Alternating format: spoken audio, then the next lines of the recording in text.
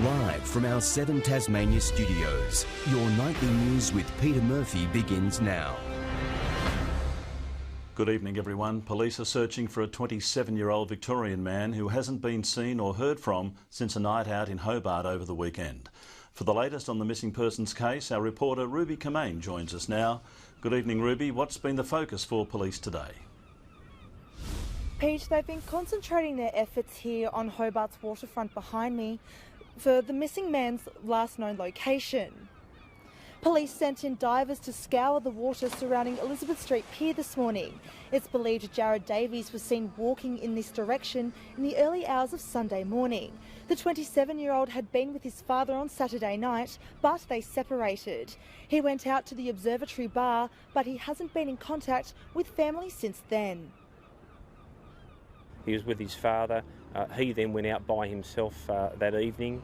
And as I said, as far as we can tell, he was last at the O Bar, and he's then moved along Morrison Street towards this location. We have to certainly concentrate on this area, and we are putting a number of resources, not just here at the water with our dive squad, but around the city. Now, this is the last picture we have of Mr Davies. He's described as 170 centimetres tall, with short dark hair, a nose ring and a distinctive tattoo of a palm tree on his left forearm. We understand his mother has flown into the state to be here for any developments. And tonight, if anyone can provide any information to help her and the rest of his family, should contact Crime Stoppers. Police are also investigating reports of children being followed by a stranger as they walked home from school in Launceston. Worried parents have shared their concerns online, but thankfully those involved made it home safely. Our reporter Tom Johnson has more. It's a concern which cuts to the core of any parent. Here on Westbury Road in Prospect is where multiple reports have come to light of children being followed by a suspicious stranger after school on Friday. One parent posting to Facebook that her daughter was followed by a man who asked for directions, where she lived and her age, before telling her how beautiful she was. Another parent says her daughter and friends, both male and female, were followed in similar circumstances. Thankfully, in both cases, the children made it home safe. Both accounts describe the stranger as a young man with very short hair driving an old, damaged red sedan. Police have confirmed the issue has been reported to them. They're now trying to identify the suspect and work out why he was driving down the street at the time. And if children are concerned when they're travelling home, they should report that as soon as they can to their parents, or a safe place if they're walking along the street, such as a business. They could go in there and report to the police. Police recommend children travel in groups where possible. We attempt to establish the identity of the drivers involved and see if there was a reason behind the behaviour, which is lawful. If the behaviour is unlawful, then obviously we will proceed where we can. The school is speaking with the police and concerned parents just to ensure that the facts can be established, and if there is any problem behaviour, that it's dealt with very promptly. The parents who posted their concerns online have asked others to share their message and to remind their children on what to do if they find themselves in a similar situation. A 49-year-old motorcyclist has been killed in a crash in the state's northwest. Tasmania police say the rider from Penguin died at the scene last night at Upper Castra near Ulverston after his bike left the road on a sweeping bend, crashing through a fence and into a paddock. Authorities say the motorbike was a silver Yamaha and are appealing for anyone who witnessed the incident to contact Crime Stoppers. The rescue helicopter had to be called into Lower Sandy Bay this afternoon on a mission to winch a person from inaccessible terrain. Police say they had fallen down some rocks but couldn't be extracted by land because it was too slippery. The details of the injuries haven't been released. The historic towns in Tasmania's Midlands are being hard hit by a downturn in tourism due to the coronavirus visitor ban. Local businesses are reporting a significant drop in visitors, and they're calling on Tasmanians to help fill the gap.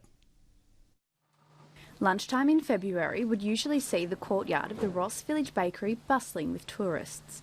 Today, it's quiet, with manager Carl saying this is the new normal, with visitor numbers dwindling due to coronavirus cancellations. We've had cancellations of bus groups that have been sent to us via email, specifically citing the virus that's hit the world at the moment. And yeah, it's dropped our numbers down because of that.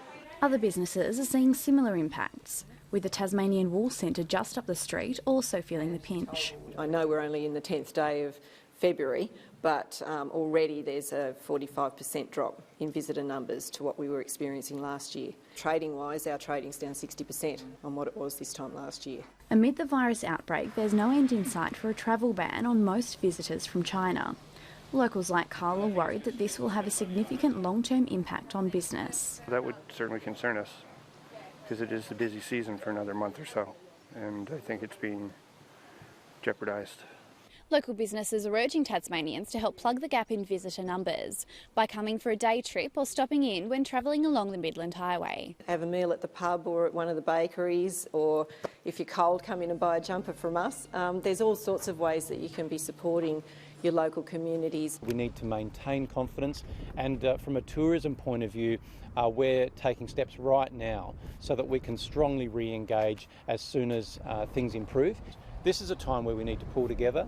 Ebony Ablett, 7 Tasmania News. The state government has released a report card on its efforts to cut red tape to reduce barriers for business in Tasmania. Now, while the government says it's tracking well, the building sector is urging for more improvements. Twisting in an innovative pillar to support a brand new building. This new but simple method, established by a Tasmanian worker, has been approved for usage due to altered regulations in his field. I was hitting just roadblock after roadblock, emails coming back and forward, nothing much happening, but Stuart and red tape reduction was fantastic. This is essential work, responding to Tasmanian businesses with the red tape issues that they've been confronting, nearly all of which are legacy issues. The new update released by the state government today, including removing outdated regulations, extending permits and reviewing legislation. The audit document provides a full list of the ones that have been resolved, which is now 84% by the way. Last year we were 76%, so we're seeing that improvement and tackling those areas of reform that are needed. The report welcomed by the business community, saying policy duplications can be a burden. There are multiples of those sorts of regulations hitting businesses at any one time, and that's the sort of reduction we need to have a focus on. Now, we don't want to take away the responsibility of businesses to do things well and do things properly, but just to make it easier and more sensible. But within construction, Master Builders Tasmania says there's a long way to go to resolving key issues. I think there are certainly still improvements that we can make, particularly when it comes to speeding up the planning and approval system, particularly restrictive zoning regimes and consistency in zoning across the state. Ruby Kamain, 7 Tasmania News. The battle between conservationists and the timber industry has continued today, with anti-logging protests recommencing in the Tarkine. 60 activists have walked into areas they say have been logged in recent weeks, aiming to disrupt harvesting. It's the latest in a wave of action by local environmentalists, some of which was referred to WorkSafe Tasmania for investigation last week. They passionately believe in the protection of these forests. We are concerned that the report to WorkSafe was a political one. Very sad that the Bob Brown Foundation continue to promote misinformation. It shows that they're a bit desperate for relevance. The activists are calling for logging to be halted immediately. The Royal Hobart Regatta has wrapped up today with a come and try event at the regatta grounds on the banks of the Derwent. Jet skis, kayaks and hydro bikes were available for the public to use, while some tried their hand sailing a racing yacht. Budding sailors having a day out on the Derwent. This racing boat transformed into a mobile classroom, with members of the Bellreeve Yacht Club teaching them how to sail. See how the nose is coming up that way? That's because I'm pulling the tiller over this way. What we really wanted to do was give particularly adults an opportunity to come in and learn from scratch with the view that they might go sailing. They watched on as seasoned sailors took them through the basics of racing. We give them an opportunity to sail on a what is a race boat and enjoy the fun of sailing around with no engines going. It was one of a number of activities at this year's Regatta Open Day.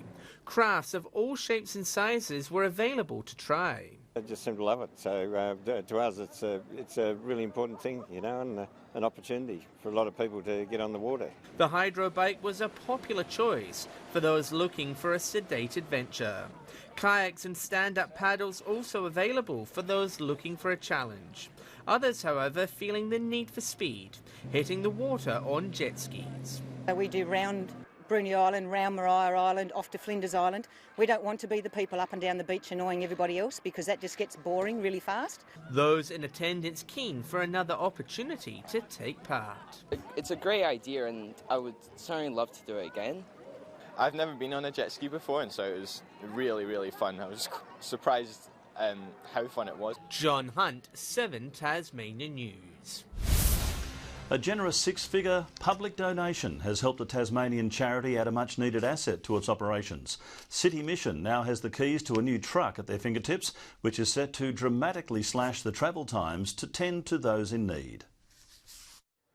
Fresh off the shop floor, weighing in at 11 tonnes and worth over $100,000. This is the shiny new member of City Mission's 4-truck fleet, and it didn't cost the charity a cent. It's a vehicle that came about because of the generosity of the Bruce Wall estate. And he left a very considerable sum to charity, amongst about 16 charities. The gifted truck is the biggest on site, dwarfing its predecessors, and has the innovation and flexibility to be loaded from any point. No, I'm not a truck man, but I think it's a wonderful looking truck, and they're going to have be able to carry a lot of things in it. I think it's going to be a great asset. The charity boss says the heavy lifters and the heavy vehicle operators are the ones most excited about the new cargo carrier. It keeps them safer and more comfort and a lot easier on them as workers.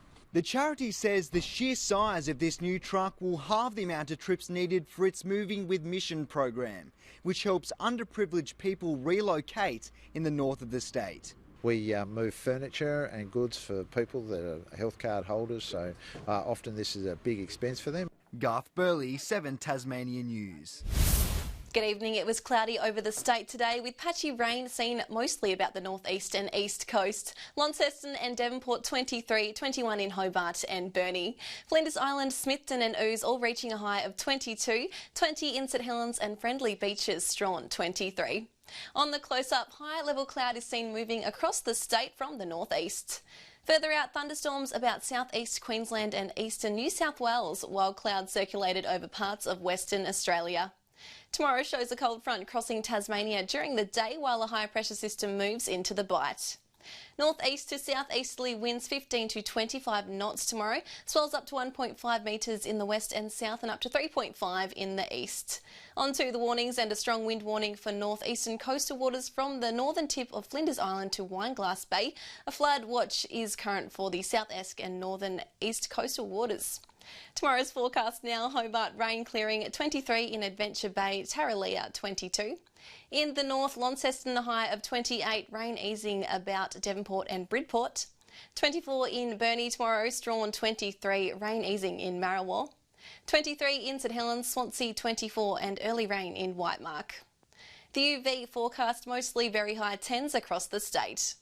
Looking ahead to the 3-day forecast, Wednesday afternoon showers about the northwest, Thursday showers about the northeast, mostly fine elsewhere, and Friday showers, possible thunderstorms in the northwest.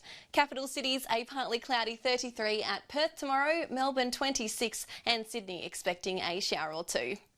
And Hobart currently 19, Launceston cloudy and 20 and Devonport cloudy and 21. And Murph, I see they've used a soft focused and the wide angle lens for you tonight. It's great, isn't it? You lose one and then you start copying it from another. Thanks, Jackie. But it does sound like an ex-newsreader has written your script tonight. I must say, however, it's very strange without Joe Palmer being here with us.